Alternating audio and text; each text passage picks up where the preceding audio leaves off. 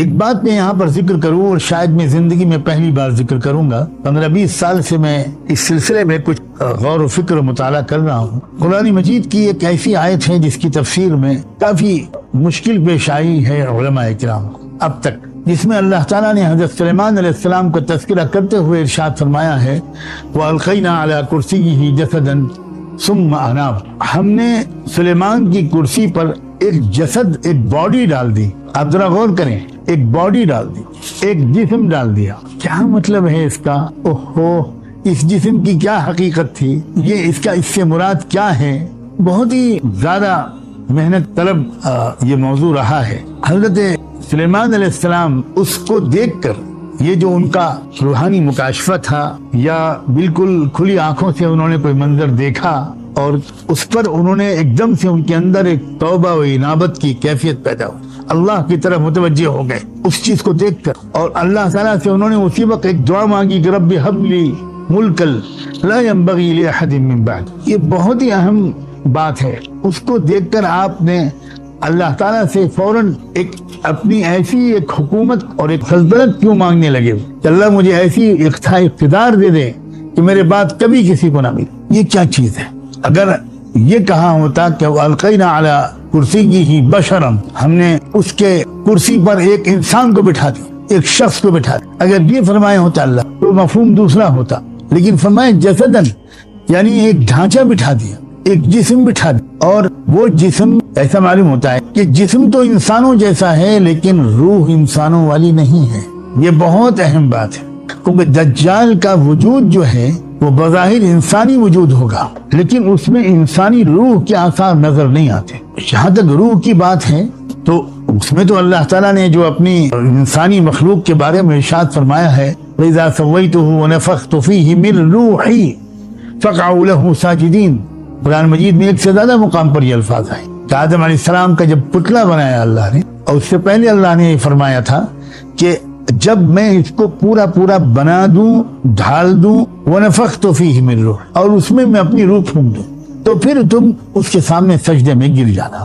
یہاں جسد کہا گیا ہے، روح کا کوئی تذکرہ نہیں، اور یہ بہت ہی معنی خیز قسم کی تعبیر ہے، اور یہ تعبیر صرف یہیں پر نہیں آئی ہے، اور بھی جگہ پر آئی ہے۔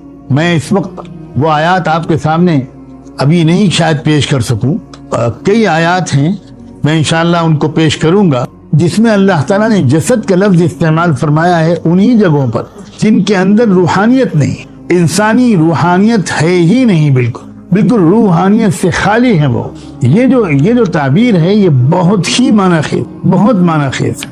ایسا معلوم ہوتا ہے اس وقت میں بات کو مختصر کر کے عرض کروں کہ سارے ہی انسانوں کے اندر کی روحانی پہلو کو مار ڈالنے کی تیاری ہو رہی ہے۔ پہلے تو اس مغربی تہذیب نے، اس مادی تہذیب نے پہلے کروڑوں انسانوں کی روحانیت کو پہلے ہی ختم کر دیا، رہ گئی رسم ازاں روح بلالی نہ رہی۔ اگر کچھ اعمال ظاہری ہیں بھی تب بھی روحانیت نہیں ہے یا نہ ہونے کے برابر ہے، اور باقی اکثریت تو ان لوگوں کی ہے جن میں وہ ظاہری اعمال بھی نہیں، روحانی حص بالکل مر چکی۔ اخلاق پر اس کا اثر ہے، معاملات پر اس کا اثر ہے، معاشرت پر اس کا اثر ہے، تجارت پر اس کا اثر ہے۔ جس طرح کی تجارت ہو رہی ہے اس طرح کی تجارت کوئی روحانی حص رکھنے والا انسان عام طور پر نہیں کر سکتا۔ روحانی حص انسان کے اندر جتنی مضبوط ہوتی ہے اتنا ہی شریف انسان ہوتا ہے، اتنا ہی پست آواز میں بولتا ہے، اتنا ہی اپنی نگاہوں پر کنٹرول رکھتا ہے، اتنا ہی اپنے جذبات کو صحیح استعمال کرتا ہے، خواہشات پر نہیں چلتا۔